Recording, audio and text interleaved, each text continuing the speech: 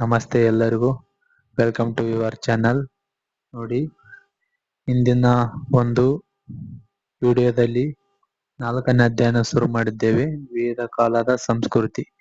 ಈ ಒಂದು ವೇದ ಕಾಲದ ಸಂಸ್ಕೃತಿ ಅಧ್ಯಯನದ ಕುರಿತಾಗಿ MCQಗಳನ್ನ ನೋಡುತ್ತಾ ಹೋಗೋಣ. ಓಕೆನಾ?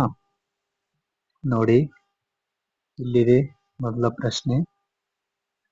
ವೇದ ಎಂಬ ಪದದ ಅರ್ಥವೇನು? ಎ ಧರ್ಮ, ಬಿ ಜ್ಞಾನ, ಸಿ ಯಜ್ಞ, ಡಿ ಸಂಸ್ಕೃತಿ.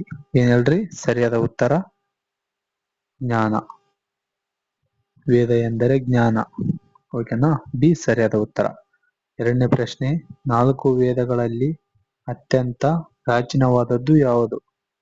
ಯಜುರ್ವೇದ, ಸಾಮವೇದ, ಅಥರ್ವವೇದ, ಋಗ್ವೇದ. ಯಾವ್ದು ಹೇಳ್ರಿ? ಹಳೆಯದಾದ ಅಥವಾ ಪ್ರಾಚೀನದಾದ ವೇದ 4ರಲ್ಲಿ ಯಾವ ವೇದ ಅಂದ್ರೆ ಸರಿಯಾದ ಉತ್ತರ ಡಿ ಋಗ್ವೇದ. ಓಕೆನಾ? ಅದೇ ರೀತಿಯಾಗಿ 3ನೇ ಪ್ರಶ್ನೆ. ವೇದ ಕಾಲದ ಸಂಸ್ಕೃತಿ ಮೊದಲು ಯಾವ ನದಿಯ ತೀರದಲ್ಲಿ ಬೆಳವಣಿಗೆಯಾಯಿತು? Okay, sorry. A Ganga, B Yamuna, C Saraswati, D Narmada.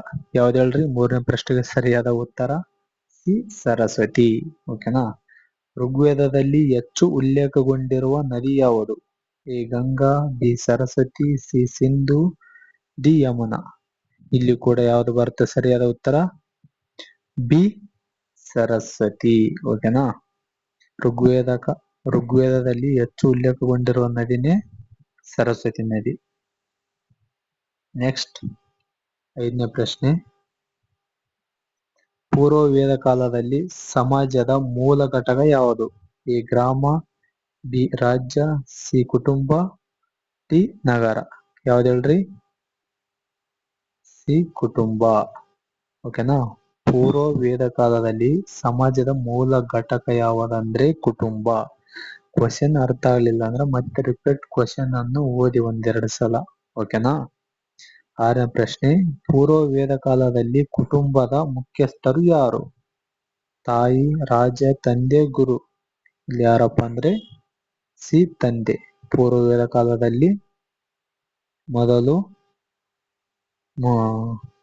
ಕಾಲದಲ್ಲಿ ಕುಟುಂಬದ ಮುಖ್ಯಸ್ಥ ಯಾರಪ್ಪ ಅಂದ್ರೆ ತಂದೆ ಆಗಿರ್ತಾರೆ ನೋಡ್ರಿ. ಅದೇ ರೀತಿಯಾಗಿ 7ನೇ ಪ್ರಶ್ನೆ. ಪೂರ್ವ ವೇದ ಕಾಲದಲ್ಲಿ ಮಹಿಳೆಯರ ಕುರಿತು ಸರಿಯಾದ ಹೇಳಿಕೆ ಯಾವುದು? ವೇದ ಅಧ್ಯಯನಕ್ಕೆ ಅವಕಾಶ ಇರಲಿಲ್ಲ, ರಾಜಕೀಯ ಸಂಸ್ಥೆಗಳಲ್ಲಿ ಭಾಗವಹಿಸುತ್ತಿರಲಿಲ್ಲ, ಸಿ ಬಾಲ್ಯ ವಿವಾಹ ಕಡ್ಡಾಯವಾಗಿತ್ತು, ಡಿ ವಿಧವಾ ವಿವಾಹ ನಿಷೇಧವಾಗಿತ್ತು. ಯಾವ್ದು ಹೇಳ್ರಿ ಸರಿಯಾದ ಉತ್ತರ? ಬಿ ಸರಿಯಾದ ಉತ್ತರ. ರಾಜಕೀಯ ಸಂಸ್ಥೆಗಳಲ್ಲಿ ಭಾಗವಹಿಸುತ್ತಿದ್ದರು. ಓಕೆನಾ? ಅದೇ ರೀತಿಯಾಗಿ 8ನೇದ್ದು. ಕೆಳಗಿನವರಲ್ಲಿ ವೇದ ಕಾಲದ ಮಹಿಳೆ ವಿದ್ವಾಂಸರಲ್ಲದವರು ಯಾರು? ಅಂದ್ರೆ ಕೆಳಗಿನ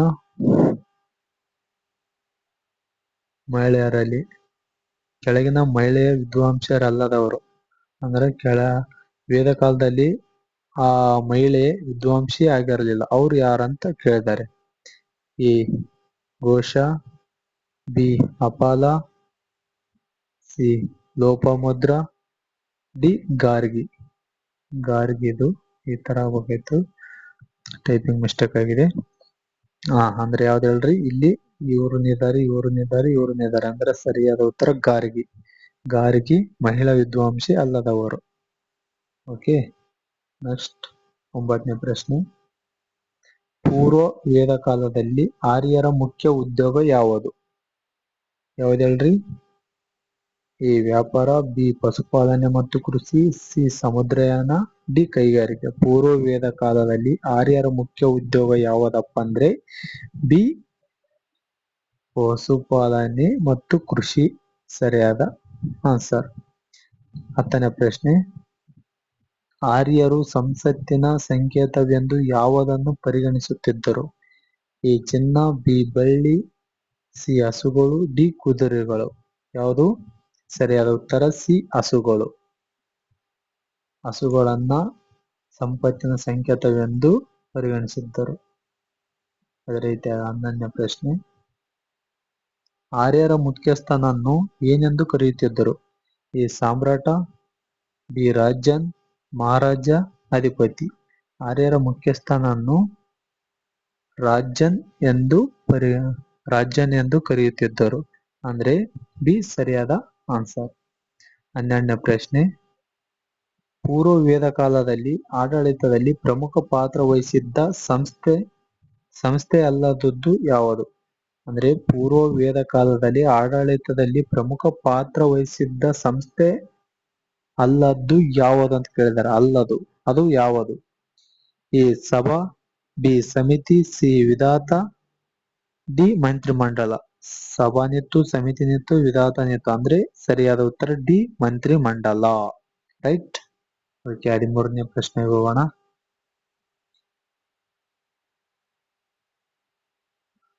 ಪೂರ್ವ ವೇದ ಕಾಲದಲ್ಲಿ ದೇವತಾ ಆರಾಧನೆ ಮುಖ್ಯವಾಗಿ ಹೇಗೆ ನಡೆಯುತ್ತಿತ್ತು? ಪೂರ್ವ ವೇದ ಕಾಲದಲ್ಲಿ ದೇವತಾ ಆರಾಧನೆಯ ಮುಖ್ಯವಾಗಿ ಹೇಗೆ ನಡೀತಿತ್ತು?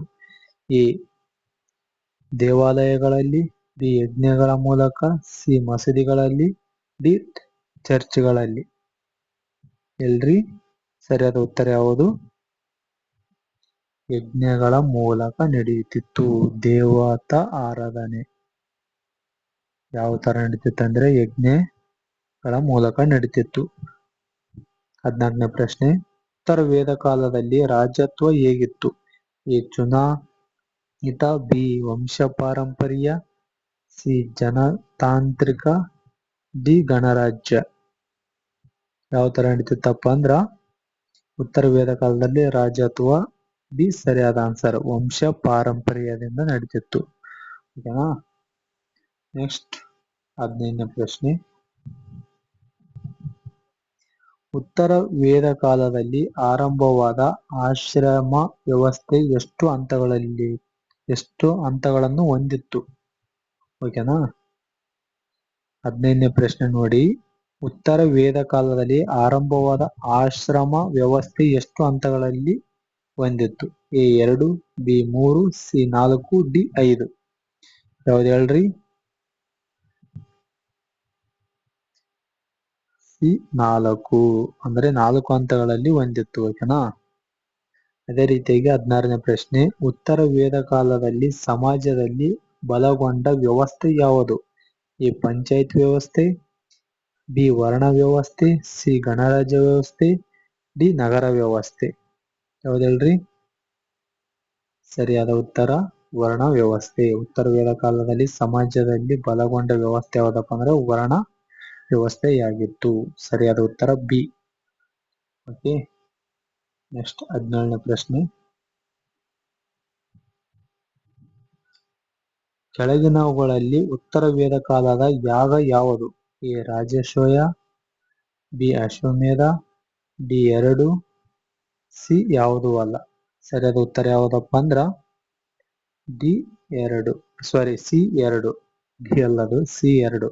ಅಂದ್ರೆ ರಾಜಸೂಯನಿತ್ತು, ಅಶ್ವಮೇಧನಿತ್ತು. ಅದೇ ರೀತಿಯಾಗಿ 18ನೇ ಪ್ರಶ್ನೆ ಅಲ್ವಾ, ಭಾರತದ 2 ಮಹಾಕಾವ್ಯಗಳು ಯಾವ್ಯಾವು? ರಾಮಾಯಣ ಮತ್ತು ಮಹಾಭಾರತ, ಗೀತೆ ಮತ್ತು ಪುರಾಣ, ಸಿ ಉಪನಿಷತ್ತು ಮತ್ತು ಬ್ರಾಹ್ಮಣ, ಡಿ ಜಾತಕ ಮತ್ತು ತ್ರಿಪಿಟಕ. ಭಾರತದ 2 ಮಹಾಕಾವ್ಯಗಳು ಯಾವಪ್ಪ ಅಂದ್ರೆ ಈ ಸರಿಯಾದ ಆನ್ಸರ್ ರಾಮಾಯಣ ಮತ್ತು ಮಹಾಭಾರತ. ರೈಟ್. ನೆಕ್ಸ್ಟ್ 19ನೇ ಪ್ರಶ್ನೆ, ರಾಮಾಯಣದ ಕರ್ತೃ ಯಾರು?